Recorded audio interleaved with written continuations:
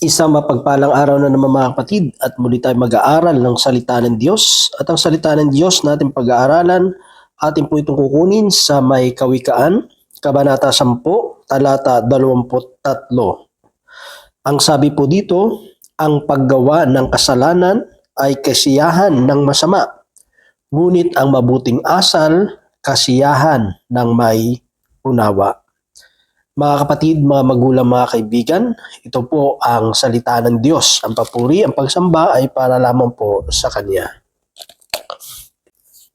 Dito may kita natin yung pagkakaiba ng taong masama at isang taong may unawa.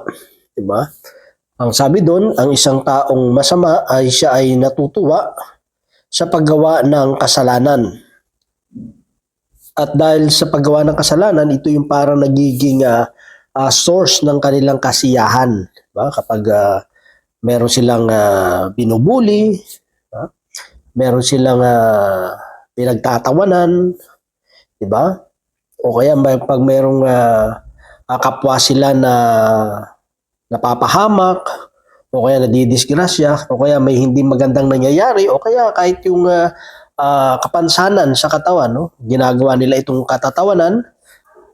At minsan may kita natin sa kapanahon natin ngayon na maraming tao na pinagmamalaki pa nila, no? Na sila ay gumagawa ng masama, na sila ay gumagawa ng hindi tama. Diba? Iyon ang nangyayari ngayon eh. Dati kapag nakagawa ka ng hindi maganda, nahihiya ka eh, di ba? As much as possible, ayaw mong marinig ng iba o malaman ng ibang tao. Kasi nahihiya tayo eh. Kasi nga, mahalaga sa atin yung dangal natin. Diba? At isang malaking kahihiyan yun kapag nakagawa tayo ng mga bagay na hindi kaaya-aya o hindi maganda sa ibang tao. Diba? So, pero ngayon, may kita mo, no, sa paglipas ng mga panahon, kung sino pa yung gumagawa ng masama, sila pa yung mga malalakas ang loob, di ba? Sila pa yung mga pinagsisigawan nila, yung kanilang mga nagawang kasalanan, di ba? Sila pa yung malalakas ang loob, sila pa yung hindi nahihiya, di ba? Katulad na isang lalaki o kaya na isang babae na nahuling nangangalat niya, di ba? Sila pa yung malakas yung loob, no? Sabihan yung legal wife o kaya yung legal na husband ng kakulangan nito, di ba? O kaya yung isang magnanakaw, ipagmamalaki niya pa na sa lahat ng magnanakaw, siya yung pinakamahusay, siya yung pinakamagaling, no? Kasi hindi pa siya nahuhuli, di ba? O kaya yung gumagawa ng masama, no? Marami kang makita eh, kahit sa social media, no?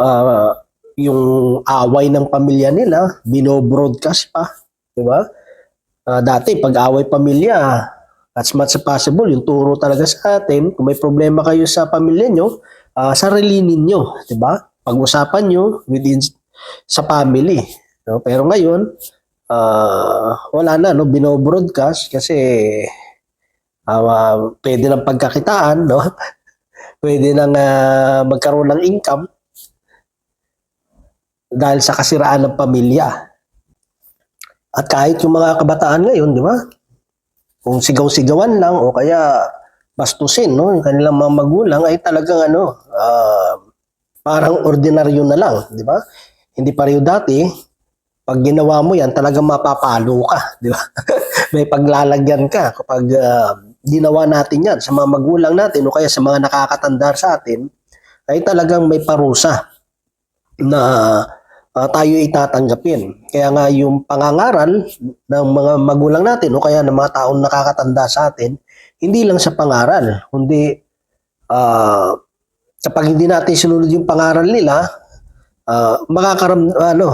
mararamdaman natin yung pangaral nila, no? Sa pamamagitan ng palo. Di ba? Kung hindi ka matututo sa salita, siguro sa palo baka matuto ka. Di ba? So, siyempre sa atin, lalo na yung mga nakaranas nun, di ba? Napasama ba buhay natin? Hindi naman eh. Ngayon, mapagsabihan mo lang ang bata ngayon. Pwede ka nang maakusa, di ba? Pwede ka nang ihabla. Lalo na dito, sa Canada, di ba? Kaya may kita natin, no, tayong mga Pilipino, napaka maganda yung kultura rin natin, no, lalo na yung pag sinabi mong paggalang, no, yung pagiging may magandang ugali. Kasi tayo lang sa Pilipinas, yung may po at opo, di ba? Tapos kung mas matanda sa atin, tinatawag natin kuya o kaya ate. O kaya tito, tita, no? Dito mostly tatawagin mo lang sa pangalan eh. Kahit kuya mo, tatawagin mo lang sa pangalan niya. Kahit na mas nakakatanda sa iyo, tatawagin mo lang sa pangalan nila, 'di ba?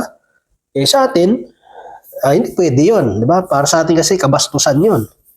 'Di ba? Kaya tinatawag natin sila ng po o kaya na kuya o kaya ate. Yung po naman, hindi lang naman yun dahil sa ate mo o kaya mas matanda sa iyo, no? Kundi kahit sa mga taong may posisyon sa atin, di ba? Pag ang isang tao may posisyon, kahit mas bata yan sa iyo, pinupo natin, no? Kasi bilang paggalang kasi yun, paggalang sa posisyon niya, sa tungkulin nila, no? Sa katungkulan nila. Kaya may kita natin na kapag may pangunawa ka, nakikita mo na mas mabuti pa rin yung kabutihang asal. Siyempre, kapag gumagawa ka ng masama, aayawan ka ng tao. Hindi kang pagkakatiwalaan ng tao. Kahit nga pamilya mo, baka wala nang tiwala sa iyo. No? Baka yung pamilya mo mismo, sila yung mag-aabandon na sa iyo, aayaw sa iyo.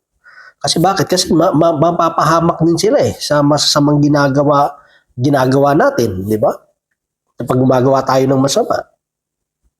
Siyempre, may mga tao minsan gaganti, no? Hindi man makaganti sa iyo, gaganti sa pamilya mo. Pero yung kung may mabuti kang pag-uugali, kahit sa kamandalin, maraming tatanggap sa iyo. Diba? Pero pag masama ugali mo, di ba? Aayaw at aayaw ang tao sa iyo, no? Kahit sabihin mo pang gwapo ka, matalino ka, aayawan ka pa rin ng tao eh. Pero kung mabuti yung pag-uugali natin, no, saan man kandalin eh. Mabubuhay at mabubuhay ka. May tatanggap at may tatanggap sa atin. Kahit naman sa trabaho eh. Siyempre sa trabaho, hindi lang naman skill, hindi lang naman yung husay, yung galing ang tinitignan, kundi ugali rin. Kasi kahit anong galing ang husay ng isang tao, kung masama naman din yung ugali, magiging problema mo lang bandang huli.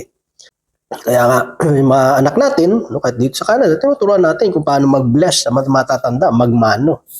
No, kasi ano yun, pagtuturo hindi lang respeto yun, kundi yung pagpapakumbaba. Na pagkilala, mayroong mas nakatataas sa iyo. No? May nakakatanda sa iyo na dapat mo respetuhin. Kaya may kita natin na mostly talaga sa mga taong may mabuting puso, may mabuting kalooban, naturuan ng tama, ay talagang may kita mo na yung buhay nila ay umuunlad din. Diba? Yung buhay nila ay gumaganda rin, nagiging matiwasay, nagiging maayos, 'di ba? Hindi lang naman 'yan sa material na mga bagay eh. Kundi may kita mo maayos yung relasyon ng magulang sa mga anak, sa mga magkakapatid. Sa may kita natin, tayo mga Pilipino, talaga yung pag-aasikaso rin natin sa mga magulang, sa mga matatanda sa atin, 'di ba? Kaya nga yan na nagugustuhan ng mga foreigner sa mga Pilipino kasi maalaga tayo sa matatanda eh. Diba? Kasi tinuro sa atin yun eh. Yung pagpapalaga, yung respeto sa mga nakakatanda sa atin. At isa talaga yun, no? Sa nakita ng mga ibang lahi, bakit gusto nila yung mga Pilipino. Kaso siyempre, nagiging problema lang kapag ang isang Pilipino ay yung mentalidad niya, naging, kunyari, sa Canada, naging Canadian na. Nag-iiba na rin, di ba? Pero, yung pagkakaroon ng magandang pag-ugali kasi wala sa estado ng buhay yan eh. Di ba? Kahit saan ka mandalin mga kapatid, hindi yan kayang palitan, no? Ng posisyon, ng kayamanan o kahit pag-unlad mo sa buhay. Kasi mababaliwala rin ang lahat na meron tayo kung hindi rin naman maganda yung ating mga pag-uugali. Kasi pag maganda ugali kasi natin, mga kapatid, no, yung moral compass natin ay nasa tama, hindi ka mapapasama eh. Kasi hindi ka manglalamang ng kapwa mo, hindi ka gagawa ng masama sa kapwa mo. Hindi mo sila lulukuhin, hindi mo sila gagawa ng masama. Diba? So kung lahat ay talagang magkakaroon ng mabuting asal, magiging matiwasay, magiging mapayapa eh. Ang ayaw lang ng may kapayapaan, siyempre yung gumagawa ng masama. Ayaw nila yun kasi ang gusto nila gulo. Ayaw nila ng katahimikan kasi naboboard sila. Ayaw nila yung may pagtutulungan, ayaw nila yung may pag-ibig, no? Kasi hindi sila makakagawa ng masama Pero sa atin, siyempre, dahil nasa Panginoon tayo, ang sinabi nga, daigin natin na mabuti ang masama. Hindi ibig sabihin ginagawa ng iba ng masama is magiging okay na rin. No? Kasi ganito minsan na nangyayari. Diba? Pag yung isang tao gumawa sa'yo ng masama, tapos ginawan mo rin ng masama, sasabihin ng tao, ay okay lang yan kasi ginagawan ka naman ng masama No? Parang ibig sabihin, parang gusto niyang iparating na dahil ginawa ka naman ng masama, tapos ginantihan mo ng masama, okay lang yan. Pero mali di ba? Hindi natin pwedeng itama ang isang pagkakamali ng isa pang pagkakamali. Kasi meron tayong moral compass Ano ba yung tama na itinuturo sa atin ng salita ng Diyos and ng mga magulang natin? Ano ba yung tama? Kasi mangyayari yan, magiging pareho ka na lang din sa kanila. Hindi ganun nagwo-work yung katuruan ng Panginoon sa atin. Hindi diyan nagwo-work yung kabutihang asal. Ang ano kasi doon is tama ba o mali? Tama ba yung ginawa mo o hindi? Diba? Mabuti ba yun o hindi? Hindi mo pwede sabihin kasi ginawa na sa akin, gumanti lang ako Hindi ganun. Kasi kung meron tayong pangunawa, alam natin na hindi maganda yon. At ang kagandahan kapag may pangunawa tayo, ina-acknowledge natin yung pagkakamali natin. Humingi tayo ng tawag, napapakumbaba tayo kung tayo ay nagkakamali.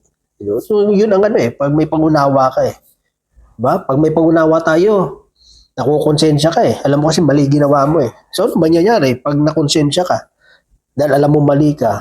So, kaya nga tinuturo ng magulang natin, di ba? Pag may mali ka, lapitan mo yung kaaway mo, humingi ka ng sorry. Di ba? Pag mali tayo, di ba? Kapag nang-away tayo, o kaya inagaw natin yung laruan ng kalaro natin. Di ba? Papagalitan tayo ng mga magulang natin. O maghingi ka ng sorry. O kaya may nasaktan ka. O may nagawa kang kahit hindi mo man sinasadya, pero dahil may mali ka, hingi ka agad ng tawad. Doon pa lang, maliit pa lang tayo, tinuturuan na tayo dun Di ba?